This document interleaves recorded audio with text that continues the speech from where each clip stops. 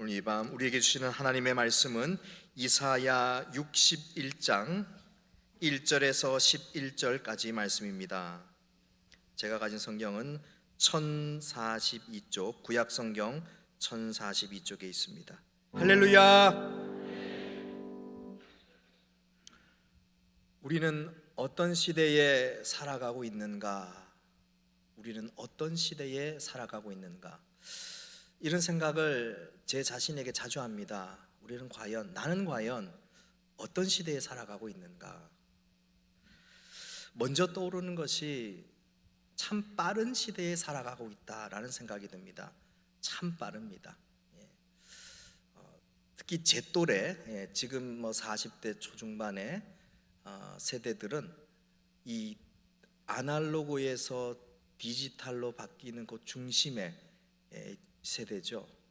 그래서 예전에 아날로그, 어렸을 때의 그 아날로그 감성도 가지고 있고, 그리고 10대와 20대를 지나며 30대를 지나면서 디지털화된 그 시대를 경험하면서 참 빠르다라는 그러한 생각을 가지고 있습니다. 가끔 집에 가면, 온 집에 가면 테이프들이 있어요. 어릴 때는 그 테이프가 얼마나 귀했는지, 비싼 거 사지 못하고 길거리에서 복제품 사서 500원, 1000원 이렇게 하던 그런 테이프들을 보니 웃음이 나와요. 요즘에는 그냥 틀면 다 나오는 건데, 그때는 그 테이프를 사서 카세트에 놓고 들었던 그런 기억들이 납니다만, 그것이 불과 20여 년 전이었습니다. 그래서 20년, 10년 전부터 얼마나 빠르게 바뀌는지, MP3로부터 시작해서 모든 것이 빨리빨리 바뀌어집니다. 자동차도 마찬가지고요, 교통수단도 마찬가지고, 길은 얼마나 잘 닦이는지, 포항에서 서울 가는 게 꽤 멀었지 않습니까? 저는 잘은 모릅니다만 KTX도 없고 또 고속도로도 뚫리지 않은 그 시절에는 참 어렵게 다녔습니다만, 지금은 얼마나 쉽게 빠르게 다니고 있습니까? 다니엘 12장 4절의 말씀에 보니까 마지막 때가 되면은 빨라진다, 많은 사람들이 빨리 왕래하며 지식이 더해진다, 이렇게 예언하고 있는 것을 볼 때에 정말 마지막 때 말세가 다가오는구나, 이렇게 생각을 합니다. 그러면서도 우리는 정보의 홍수의 시대에 살고 있지 않습니까? 예전에는 우리가 지식을 얻는 것은 학교에서, 도서관에서, 때로는 뉴스 같은 것은 TV나 라디오나 신문을 통해서 우리가 접합니다만, 요즘은 그렇지 않습니다. 요즘 세대별로 조사를 해보면요, 10대, 20대들이 정보를 얻는 것이 가장 많은 것이 바로 인터넷입니다. 인터넷 가운데서도 휴대폰입니다. 휴대폰으로 정보, 뉴스도 보고 좋아하는 것도 보고 다 하는 그러한 시대가 되었습니다. 그런데 그 수많은 정보 가운데 참 좋은 것도 있고 편리함도 많이 있습니다만, 이면에 우리를 미혹하고 때로는 분열시키고 넘어지게 하는 그러한 것도 있지요. 바로 못된 사마귀의 역사라는 겁니다. 아시죠? 사마귀. 2주 전에 우리 담임 목사님께서 사마귀 잘 설명해 주셨는데, 사마귀가 뭐죠? 사탄, 마귀, 귀신. 수많은 정보들 가운데서도 우리가 잘 분별해야 돼요. 사마귀의 역사가 얼마나 강력한지, 그런 것을 통하여서 교회를 무너뜨리려고 하고 분열시키려고 하고 한국의 기독교를 무너뜨리려 하는 그러한 것들, 또한 그것을 넘어서 우리의 여러 가지 삶 가운데에서도 미혹하는 것들도 많이 있다는 것입니다. 그래서 우리는 그것을 예의주시하면서 우리가 신앙생활을 할 때에 긴장의 끈을 놓지 않아야 됩니다. 우리가 이렇게 지금 살아가는 시대는 빠른 시대를 살아가고 있습니다. 또한 우리가 살아가는 시대는 험난한 시대이기도 합니다. 올해는 아시다시피 3.1운동이 일어난 지 100주년이 되는 기념하는 해입니다. 3.1운동을 한 지 100년이 지난 지금 우리 민족을 보니 참으로 감사할 것이 많이 있습니다. 또한 아직도 해결해야 될 그러한 민족적, 나라적 숙제들이 많이 있습니다. 100년 전 우리 믿음의 선배들은 오늘 이사야 61장을 어떻게 읽었을까? 말씀을 준비하면서 이런 생각을 해봤습니다. 100여 년 전에 3.1 운동을 하던 우리 신앙의 선배들은 오늘 우리가 읽었던 이사야 61장 1절에서 11절까지의 말씀을 어떠한 마음으로 읽었을까? 아마도 그들은 눈물을 흘리며 간절한 마음으로 한 절 한 절 읽으며 일제 강점기 가운데에 우리 민족에 하나님께서 해방을 주실 것이다 라는 것을 믿고 또 믿고 기도하지 않았겠습니까? 그리하여 1945년 8월 15일 광복절을 맞이했을 때 우리 믿음의 선배들은 얼마나 기뻐했을까요? 하나님께서 이스라엘 백성에게 약속하신 약속의 말씀이 일제강점기 하에서 이 말씀을 놓고 우리 민족에게도 역사하여 주시옵소서, 우리 민족에게도 이것이 실현되게 하여 주시옵소서라고 기도하며 때로는 순교까지 하였던 그 믿음의 선배들이 광복절을 맞이하였을 때 얼마나 감격하였을까? 하나님은 정말 살아계시는구나, 하나님의 말씀은 정말 역사하시는구나, 이루어주시는구나 라는 것을 몸소 체험하지 않았겠습니까? 감격하지 않았겠습니까? 그리고 이제 100년이 흘렀습니다. 100년의 세월이 흘렀죠. 우리나라는 하나님의 은혜로 자유민주주의를 수호하며 세계사에 유례가 없는 큰 발전을 한 나라가 되었습니다.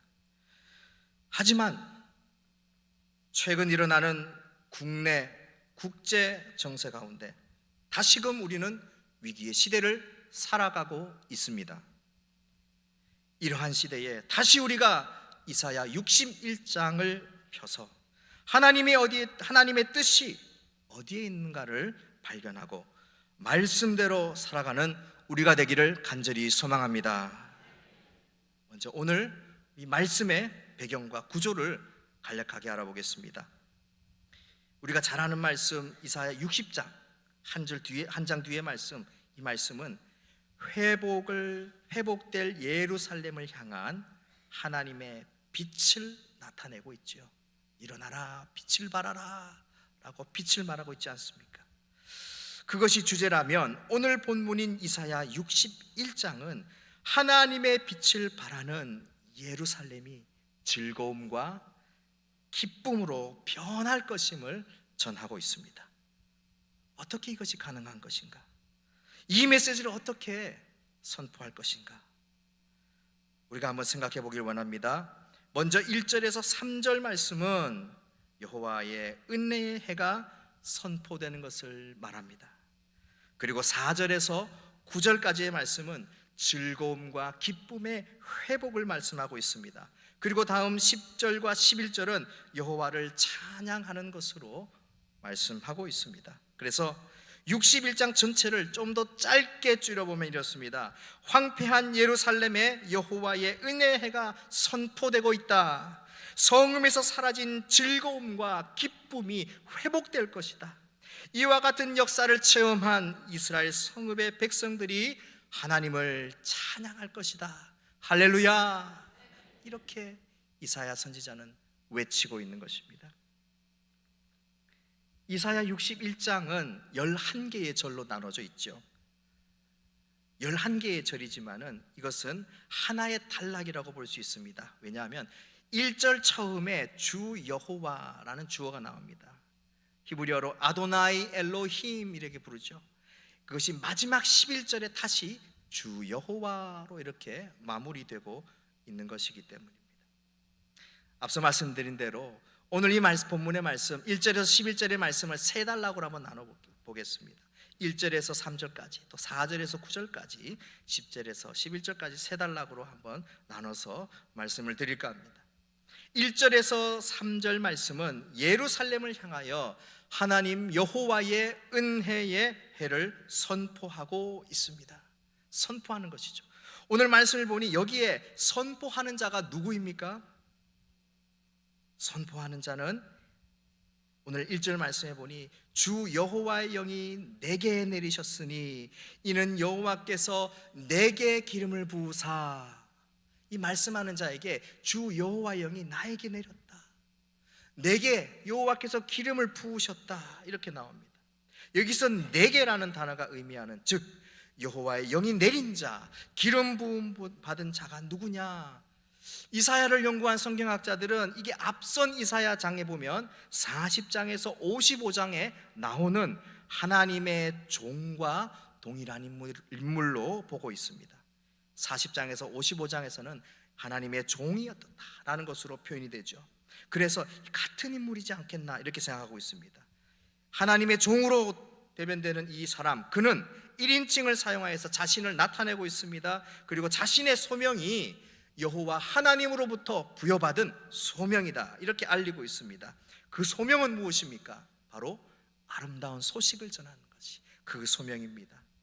그리고 3절에 보니 재 대신 화관을, 슬픔 대신 희락을, 근심 대신 찬송을 주시는 하나님을 높이는 것, 이것이 여호와의 종으로 대변된 이 말하는 자의, 화자의 사명이고 소명이라는 것이죠. 그리고 여호와의 종을 우리가 좀 더 깊이 묵상해 보면 여호와의 종이 누구인지 우리가 알 수 있습니다. 그분은 누구십니까? 바로 예수 그리스도이십니다. 우리가 잘 아는 누가복음 4장 16절에서 19절에 보면은 회당에서 예수님께서 이 이사야 본문 1절 2절을 인용하는 것을 볼 수가 있습니다. 예수님은 자신에게 여호와의 성령이 내렸으므로 기름 부음 받았음을 많은 사람들에게 선포하고 알리고 있습니다. 이렇기 때문에 많은 소요가 있었지만은 예수님께서는 이 이사야 61장에서 말하는 여호와의 종이란, 하나님의 종이란, 하나님의 부름을 받고 이 땅 가운데 낮고 낮은 인간의 몸을 입고 오신 바로 예수 그리스도 자신을 말하는 것임을 예수님께서는 말씀하셨습니다. 오늘 본문 이사야 61장의 저자가 메시아가 기름 부음을 통해서 가난한 자에게 아름다운 소식을 전하는 소명이 있음을 말하고 있다는 것입니다. 아름다운 소식이란 무엇입니까? 아름다운 소식, 곧 메시아 종이 선포해야 하는 아름다운 소식은 바로 여호와의 은혜의 해를 선포하는 것입니다.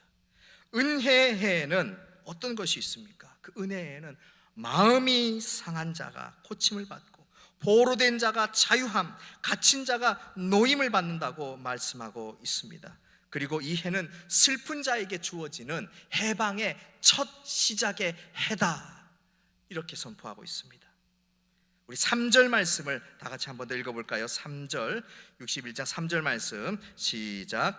무릇 시온에서 슬퍼하는 자에게 화관을 주어 그 죄를 대신하며 기쁨의 기름으로 그 슬픔을 대신하며 찬송의 옷으로 그 근심을 대신하시고 그들이 의의 나무 곧 여호와께서 심으신 그 영광을 나타낼 자라 일컬음을 받게 하려 하심이라. 아멘. 이는 가난과 슬픔에 빠진 이스라엘 예루살렘을 향한 메시아의 사역이라는 것이죠. 절망과 좌절 가운데 신음하다가 회복과 구원의 감격을 겪은 사람이라면 이 말씀이 얼마나 간절할까요? 얼마나 간절할까요? 어려움과 시련 가운데 있습니까? 61장 이 말씀을 읽으면서 힘을 내시기를 바랍니다. 제 삶이 그랬습니다. 39살이 되도록 결혼을 못해서 목사고시에 합격을 하였는데 전도사로서 담임 목사님이 총각 목사는 좀 그렇다, 시리에 빠져서 사임을 하고 머리를 깎고 인도를 갔다가 한 달 만에 고생하고 와서는 일용직으로 일하고 있다가 저를 불쌍히 여기신 목사님께서 안수를 주셨는데 그래도 총각 목사라고 얼마나 눈총을 많이 받았는지 한 집사님은 저한테 오셔가지고 저는 고신측 출신인데 우리 고신측에서는 그 장로 교신자신데 우리 고신측 하시더라고요. 우리 고신측에서는 총각 목사 없습니다 이러면서 협박 아닌 협박을 하시더라고요. 그런데 하나님께서 은혜를 주셔가지고 그 교회 청년과 결혼을 했습니다. 여호와의 은혜의 해가 됐습니다. 2014년 10월 18일이 은혜의 해가 되었습니다.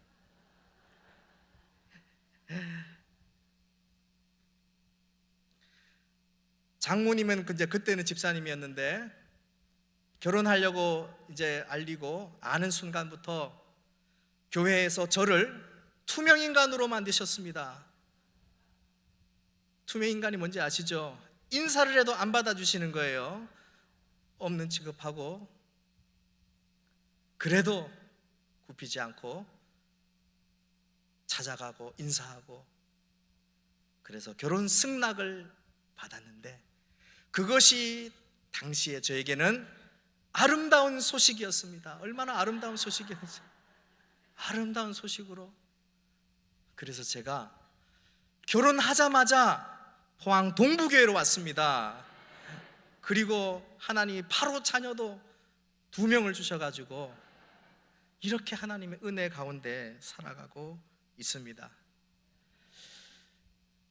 더 놀라운 것은요, 더 감사한 것은, 그 자랑보다도 더 감사한 것은, 저는 20대 때 정말 안티 기독교 목사 아들이지만 안티 기독교에 앞장섰던 그러한 비관론자였습니다. 그래서 저는 목사가 되지 않을 것이라고 막 주위에 막 말하면서 한국 기독교의 문제점만 얘기하는 그런 사람이었는데, 하나님께서 저를 연단시키고 연단의 가정 가운데 회개하게 하시고 하나님께서 쓰시는 목회자로 세워주신 것이 저는 너무나도 저에게는 감사한 일이고 은혜의 해이고, 정말로 절박한 상황 가운데서 끌어주신 하나님의 구원의 복음의 소식이었습니다. 우리 삶 가운데서도 그런 일들이 많이 있지 않습니까? 절박하면 절박할수록, 힘든 상황이면 힘든 상황일수록 오늘 이사야 61장을 읽는다면 하나님 정말 이 말씀이 나에게 주시는 말씀이 되게 하여 주시옵소서.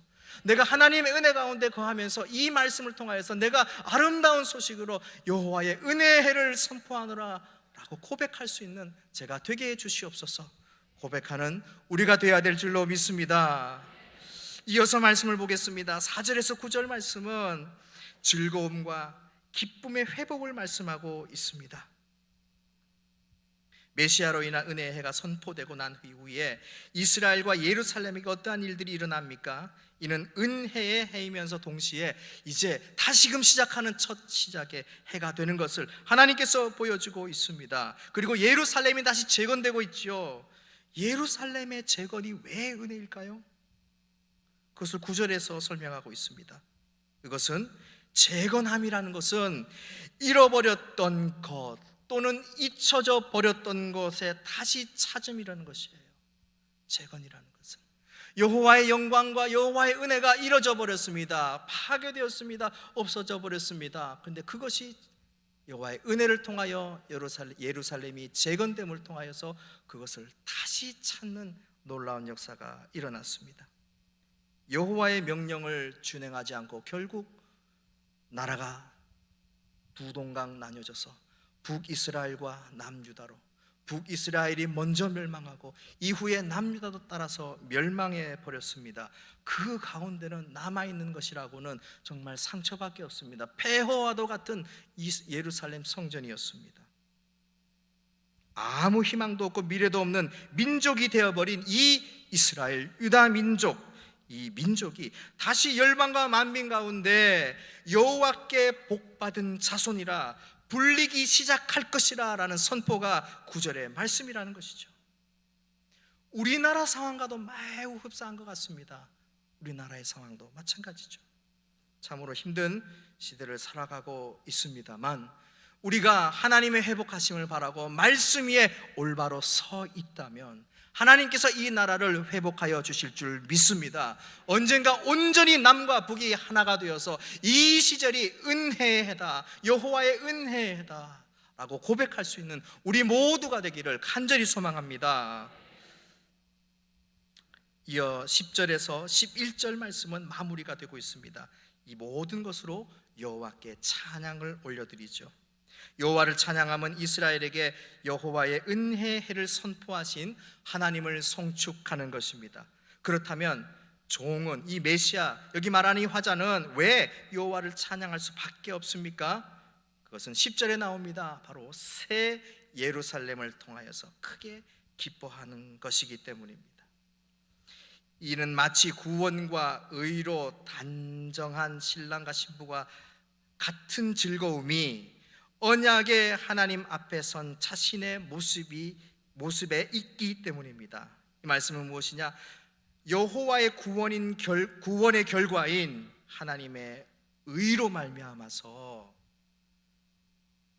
나뉘어졌던, 분단되었던, 잃어버렸던 민족이 회복되는 것이 마치 신랑과 신부가 다시 만나 아름다운 하나의 공동체를 이루어가는, 부부가 다시 만나 한 몸을 이루듯이 하나님과 우리가 절대로 떨어질 수 없는 그 사랑 가운데 거하는 것을 의미합니다. 오늘 말씀을 세 가지로 한번 정리해 보겠습니다.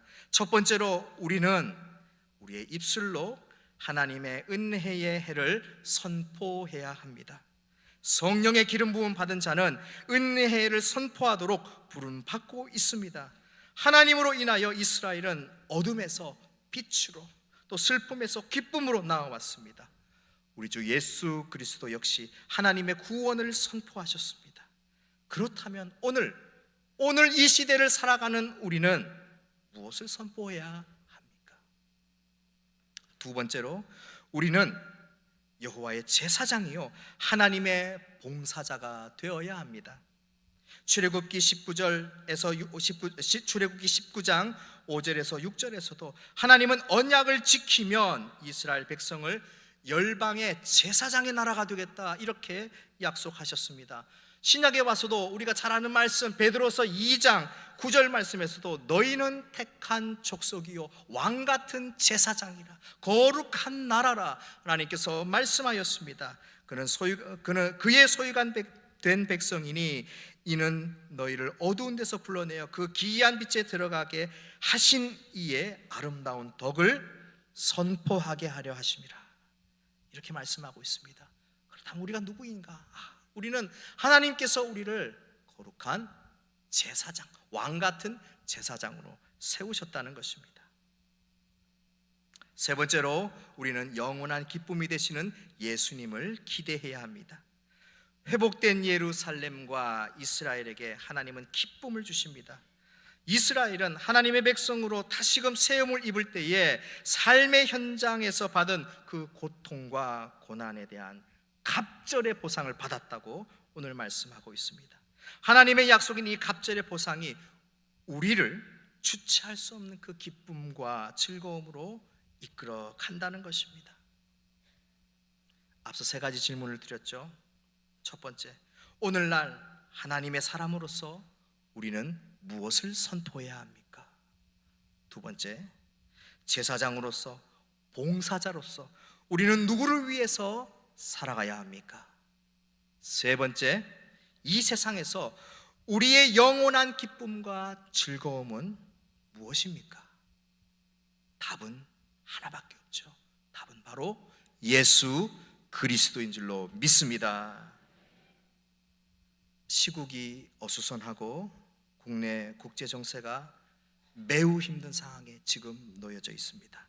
이때 우리는 다른 것에서 답을 찾지 않고 오직 여호와의 은혜의 해를 선포하시는 예수 그리스도에게서 답을 찾아야 합니다. 예수 그리스도만을 의지해야 합니다. 예수 그리스도께서 원하는 방향으로 우리는 살아가야 됩니다. 아름다운 소식을 전하며 은혜의 해를 선포하시는 이가 다른 어떤 것이 있는 것이 아니라 바로 그가 예수 그리스도이시기 때문입니다. 언젠가 우리는 소망하며 꿈을 꿉니다. 이 나라가 더 이상 남과 북이 갈등하지 않고 하나가 되는 그날, 동과 서가 갈등하지 않고 하나가 되는 그날, 여호와 야가 정치적인 목적을 가지고 반목하면서 그러지 않는 하나가 되어 나라를 위하여, 경제를 위하여 살아가는 그러한 아름다운 정치를 보는 그날, 우리는 그날을 사모합니다. 오늘 이사야 61장의 말씀을 우리는 기억해야 됩니다. 그리고 반드시 이 나라에 임하시는 하나님의 역사는 다른 어떤 곳에 있는 것이 아니라 선포하시는 이인 예수 그리스도에게 있다는 것을 우리는 오늘도 믿고, 그 믿음 안에서 예수님께서 우리에게 주신 사명을 감당할 때에 하나님의 역사하심으로, 하나님의 방법으로 이 나라와 이 민족이 모든 문제가 해결되고 이 나라와 이 동방의 예루살렘처럼 우뚝 세워지기를 간절히 소망합니다. 기도하겠습니다. 사랑의 하나님, 감사합니다. 가난한 자에게 아름다운 소식을 전하시는 예수님을 구주로 고백합니다. 마음이 상한 자를 고치시며 포로된 자에게 자유를, 갇힌 자에게 노임을 선포하는 예수님만 의지합니다. 힘들고 어려운 시대를 살아갈 때에 하나님이 반드시 우리 민족을 향한 구원의 섭리가 있음을 믿고 그 믿음 안에서 승리하며 살아가게 하여 주시옵소서. 우리 동부교회가 주님의 뜻 안에서 이 시대, 이 지역, 민족 가운데에 그 사명을 잘 감당하며 살아가는 충성된 교회 성도 되게 하여 주시옵소서. 이 모든 말씀 우리를 자유케 하시며 구원자 되시는 예수 그리스도 이름으로 기도드리옵나이다.